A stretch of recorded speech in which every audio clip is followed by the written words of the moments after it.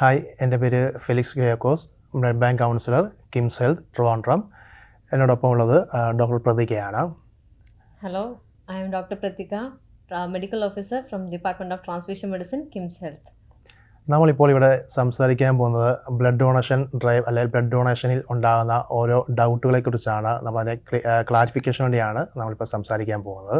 നമ്മുടെ ഈ ആധുനിക സമൂഹത്തിൽ ഈ രക്തദാനം എന്ന് പറയുന്നത് ഏറ്റവും ഇമ്പോർട്ടൻ്റ് ആയിട്ടുള്ള കാര്യമായി മാറിക്കൊണ്ടിരിക്കുകയാണ്.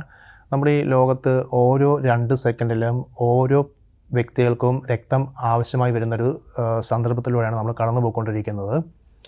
അതുപോലെ ദിനം പ്രതി നമ്മൾ കണ്ടുവരുന്നതാണ് ഈ റോഡ് ആക്സിഡൻറ്റ്, അതുപോലെ മറ്റുള്ള സർജറികൾ, അനീമിക്കായിട്ടുള്ള ഓരോ കണ്ടീഷൻസൊക്കെ നമ്മൾ കണ്ടുവരുന്നതാണ്. അത്തരം സാഹചര്യത്തിൽ ഏറ്റവും കൂടുതൽ ബ്ലഡ് അല്ലെങ്കിൽ ബ്ലഡ് കമ്പോണൻസ് നമുക്ക് പേഷ്യൻസിന് കൊടുക്കേണ്ടി വരുന്ന ഒരു സാഹചര്യത്തിലൂടെയാണ് നമ്മൾ കടന്നു പോയിക്കൊണ്ടിരിക്കുന്നത്. അപ്പോൾ അങ്ങനെയുള്ള സാഹചര്യത്തിൽ നമ്മൾ ഈ വോളണ്ടറി ഡോണേഴ്സ് ഈ ഓരോ ഹോസ്പിറ്റൽ മേഖലയിലേക്ക് നമ്മൾ കടന്നു വരേണ്ടതായിട്ടുണ്ട്.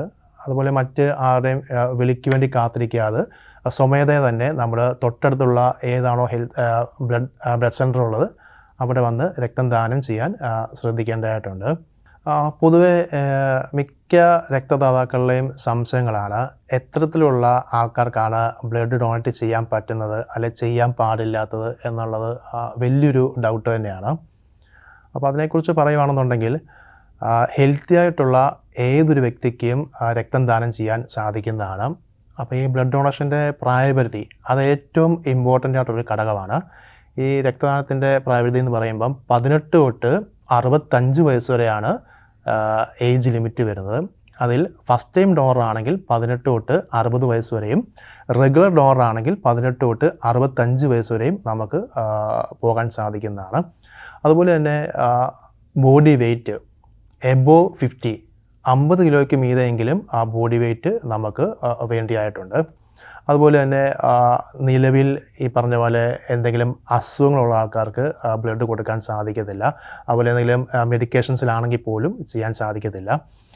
അതുപോലെ നമുക്ക് പറയുകയാണെന്നുണ്ടെങ്കിൽ ഈ ആൻറ്റിബയോട്ടിക്, TT ഇതെങ്ങാനും ഈ റീസെൻ്റ്ലി എടുത്തിട്ട് 2 ആഴ്ചയ്ക്ക് ശേഷം മാത്രമേ ബ്ലഡ് ഡൊണേഷൻ അവർക്ക് ചെയ്യാൻ സാധിക്കത്തുള്ളൂ. അതുപോലെ തന്നെ മറ്റെന്തെങ്കിലും സർജറി, ഈ മേജർ സർജറി ഒക്കെ ആണെന്നുണ്ടെങ്കിൽ 1 വർഷത്തിന് ശേഷം മാത്രമേ നമുക്ക് ബ്ലഡ് കൊടുക്കാൻ സാധിക്കത്തുള്ളൂ. അതുപോലെ ഈ വാക്സിനേഷൻ, ഈ റാബീസ് വാക്സിനേഷൻ ഇപ്പോൾ പൊതുവേ വരുന്ന ഡോണേഴ്സ് എടുത്തവരാണ്, നമ്മൾ കണ്ടുവരുന്നത് അങ്ങനെയാണ്. ഈ റാബീസ് വാക്സിൻ എടുത്തിട്ടുണ്ടെങ്കിൽ തന്നെയും 1 വർഷത്തിന് ശേഷം മാത്രമേ നമുക്ക് ബ്ലഡ് ഡൊണേറ്റ് ചെയ്യാൻ സാധിക്കത്തുള്ളൂ. അതുപോലെ സ്ത്രീകൾ പ്രത്യേകം ശ്രദ്ധിക്കേണ്ട ചില കാര്യങ്ങളുണ്ട്. അതിനെക്കുറിച്ച് ഡോക്ടർ പ്രതിക സംസാരിക്കുന്നതായിരിക്കും. And coming to female donors, donors above the weight of 50 are eligible to donate, and preferably, and their hemoglobin status of vital importance, which is about 12.5 gram per deciliter, and their health general conditions like if they are on the menstruation cycle, it's better to avoid during that time, but post menstruation they'll be eligible to donate provided their hemoglobin is 12.5. And people and the mothers who are and pregnant mothers and lactating mothers, it's we don't advise for them to donate during the period of pregnancy as well as lactation. Once the lactation is completed, they can come forward and donate blood. And then regarding age criteria, it applies for the same for the men and the women. It is 18 to 60, and for regular donors it is up to 65.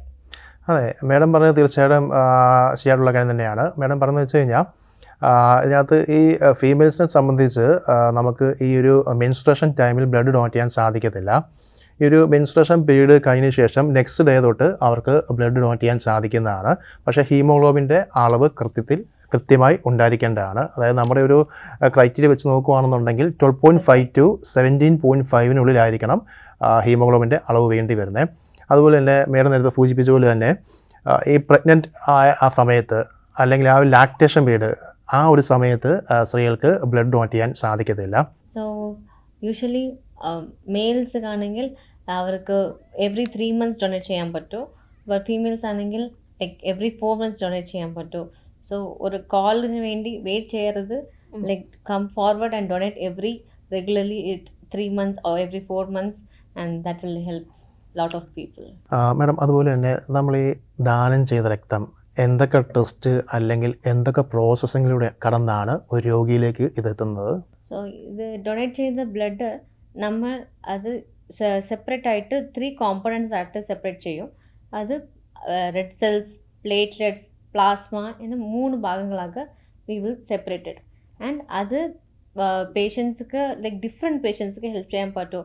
So one donation can save 3 lives. So that is the whole concept. So ഈ our പ്രോഡക്ട്സും our രീതിയാണ് പേഷ്യൻസ്ക്ക് help ചെയ്യുന്നതാണ്. Like red cells, anaemia അങ്ങനെ ഒക്കെ പേഷ്യൻസ്ക്ക് help ചെയ്യും. Platelets dengue or cancer patients, oncology അവർക്ക് യൂസ് ആകുന്നതാണ്. Plasma patient, liver cases, trauma patients അവർക്കൊക്കെ യൂസ് ആകുന്ന കോമ്പണൻ്റ് ആണ്. സോ ഒவ்வொரு പ്രോഡക്റ്റിൻ്റെ യൂസസ് വളരെ ഉണ്ട്, വ്യത്യസ്തമായതാണ്. We test these blood products for various viral markers for like HIV, hepatitis B, hepatitis C, malaria, syphilis, and we ensure the product is disease free and infectious free, and then we go ahead to issue to the patient. And for an additional layer of safety, in fact we do nucleic acid testing, just like what we have done for COVID. We do a nucleic acid testing or NAT testing in few centers they do, and that will provide an additional layer of safety to ensure the blood is safe enough for transfusion. തീർച്ചയായിട്ടും madam പറഞ്ഞതുപോലെ തന്നെ നമ്മൾ ഈ ഒരു ദാതാവ് രക്തം ദാനം ചെയ്യുകയാണെന്നുണ്ടെങ്കിൽ ഈ രക്തം 3 ഘടകങ്ങളായിട്ടാണ് നമ്മൾ വേർതിരിച്ച് മാറ്റിയെടുക്കുന്നത്. 1 red blood cells, 2 plasma, 3 platelet. ഈ 3 ഘടകങ്ങളാണ് വേർതിരിച്ച് മാറ്റിയെടുക്കുന്നത്. ഈ 3 ഘടകങ്ങൾ എന്ന് പറയുമ്പം 3 വ്യക്തികളുടെ ലൈഫിനെയാണ് സേവ് ചെയ്യാൻ സാധിക്കുന്നത്. അപ്പം നേരത്തെ പറഞ്ഞ പോലെ തന്നെ RBC ആണെന്നുണ്ടെങ്കിൽ അനീമിക്കാനുള്ള പേഷ്യൻസിനെ നല്ല രീതിയിൽ ഹെൽപ്പ് ചെയ്യുന്നതായിരിക്കും. പ്ലേറ്റ്ലെറ്റ് ആണെന്നുണ്ടെങ്കിൽ ഡെങ്കു, ഓൺകോളജി പോലുള്ള കേസുകളിൽ പ്ലേറ്റ് കൗണ്ട് ഡ്രോപ്പ് ആകുന്ന സമയത്ത് നമുക്ക് പ്ലേറ്റ്ലെറ്റ് കൊടുത്ത് അവരെ കൗണ്ട് ഇമ്പ്രൂവ് ചെയ്യാൻ സാധിക്കുന്നതാണ്. പിന്നെ നേരത്തെ പറഞ്ഞ പോലെ തന്നെ നമ്മൾ ഈ ബ്ലഡ് ചില ടെസ്റ്റുകളിലൂടെ കടന്നാണ് പോകുന്നത്. അതായത് ഈ hepatitis B, C, malaria, HIV, syphilis ഇത്തരം ടെസ്റ്റുകൾ ചെയ്ത് ഈ രക്തത്തിൽ വേറെ മറ്റ് ഇൻഫെക്ഷൻസോ വൈറസോ ഒന്നും ഇല്ലയെന്ന് നമ്മൾ പൂർണ്ണമായും ടെസ്റ്റ് ചെയ്ത് ബോധ്യപ്പെട്ടതിന് ശേഷം മാത്രമായിരിക്കും നമ്മൾ ഈ ബ്ലഡ് അല്ലെങ്കിൽ ബ്ലഡ് കമ്പോണൻസ് ഓരോ പേഷ്യൻസിനും നമ്മളത് കൊടുക്കുന്നത്. അതുപോലെ തന്നെ നമ്മൾ അഡീഷണൽ ടെസ്റ്റുകളും ചെയ്യുന്നുണ്ട്. ഇതിന് പുറമേ തന്നെ അതിനെ ന്യൂക്ലിക് ആസിഡ് ടെസ്റ്റ് എന്നാണ് അറിയപ്പെടുന്നത്. മാഡം അതുപോലെ തന്നെ നമ്മുടെ ഈ ബ്ലഡ് ഡൊണേഷൻ ചെയ്യുന്ന സമയത്തോ അതിന് ശേഷമോ നമുക്ക് എന്തെങ്കിലും തരത്തിലുള്ള റിയാക്ഷൻസ് വരാനുള്ള സാധ്യതകളുണ്ടോ? അതിനെക്കുറിച്ച് എന്താണ് പറയാനുള്ളത്? സോ നമുക്ക് ജനറലായിട്ട് donation is a very safe പ്രോസസ്സാണ്. അത് വളരെ കുറവാണ് ടൈം കൺസ്യൂം ചെയ്യുന്നത്. Almost some 20 to 30 minutes of your time. So അതിന് ലൈക്ക് വലിയ റിയാക്ഷൻസ് ഒന്നും വരുന്നില്ല. Like need not worry. എല്ലാ ട്രെയിൻഡ് പ്രൊഫഷണൽസ് ആണ് നമുക്ക് ഡൊണേഷൻ പ്രോസസ്സ് ഹെൽപ്പ് ചെയ്യുന്നത്.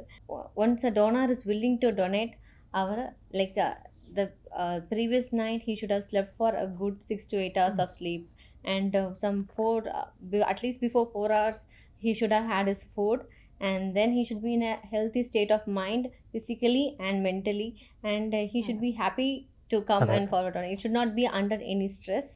So avarku like he should be voluntarily willing to donate. So under those circumstances ideally there shouldn't be any reactions, but still some people might encounter slight dizziness or slight vomiting sensations, which is very much manageable, and that will be taken care by the blood bank personnel only.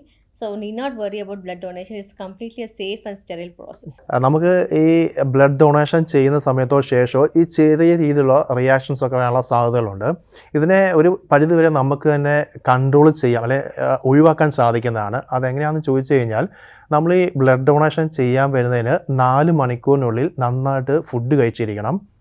അതുപോലെ നല്ല ഉറക്കം തലേന്ന് രാത്രി കിട്ടിയിരിക്കണം. Minimum ഒരു 5 മണിക്കൂറെങ്കിലും നല്ല രീതിയിൽ ഉറങ്ങിയിട്ടുള്ള ഒരാളാണെന്നുണ്ടെങ്കിൽ അവർക്ക് ഈ ബ്ലഡ് ഡൊണേഷന് ശേഷം ഈ പറഞ്ഞ പോലുള്ള ഈ തലകറക്കമോ അങ്ങനെയുള്ള ക്ഷീണോ ബുദ്ധിമുട്ടൊന്നും ഒരിക്കലും ഉണ്ടാകാൻ പോകുന്നില്ല. അത് നമ്മൾ ഇപ്പോഴും പ്രത്യേകം ശ്രദ്ധിക്കേണ്ട ഒരു കാര്യമാണ് ഈ ബ്ലഡ് ഡൊണേഷൻ്റെ കാര്യം പറയുമ്പം. ഇവിടെ നമ്മൾ ഈ ദാനം ചെയ്ത ഈ രക്തത്തിന് എന്തെങ്കിലും ചാർജുകൾ നമ്മൾ ഈടാക്കുന്നുണ്ടോ? അതെങ്ങനെയാണ്? അതിനെക്കുറിച്ചൊന്ന് പറയാമോ? ഓക്കെ, ഇത് ഒരു മിസ്കൺസെപ്ഷൻ ആണ്.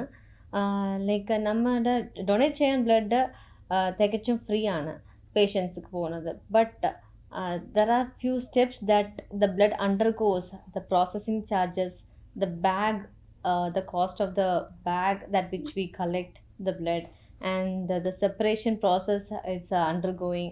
And then, as I said, we test for various viral markers like HIV, hepatitis B, C, malaria, syphilis, and the test in the kit in the charges, and additional layer of safety like a NAT in the charges. So ഇത് എല്ലാം சேர்ந்து തന്നെ like we are charging for the patient. Otherwise the blood itself is free, but as we know it's the consumables that we charge the patient. Otherwise we do not charge any charges.